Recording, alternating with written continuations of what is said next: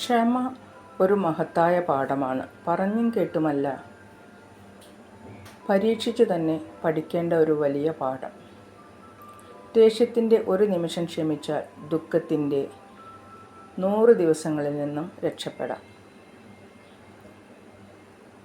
ക്ഷമിക്കുക എന്തെന്നാൽ ചിലരെ ദൈവം സൃഷ്ടിച്ചിരിക്കുന്നത് ക്ഷമ പരീക്ഷിക്കുന്നതിനാണ്. പരാജയങ്ങളെ ഏറ്റുവാങ്ങാനാണ് അക്ഷമയെങ്കിൽ വിജയങ്ങൾ കൈക്കുമ്പിളിൽ ഒതുക്കാൻ ഏറ്റവും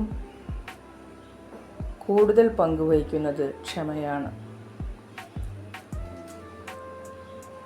ക്ഷമിക്കുക എന്നത് ഒരാളോട് ചെയ്യാൻ കഴിയുന്ന ഏറ്റവും വലിയ പ്രതികാരമാണ്. കാരണം ആ പ്രതികാരം അവർ ജീവിതകാലം മുഴുവൻ ഓർത്തിരിക്കും. ദുഃഖങ്ങളിലേക്ക് നോക്കുന്നതിന് പകരം അനുഗ്രഹങ്ങളിലേക്ക് ഒന്ന് കണ്ണോടിക്കൂ. സന്തോഷം കണ്ടെത്താനാകും. വാക്കുകൾ സ്വതന്ത്രമാണ്.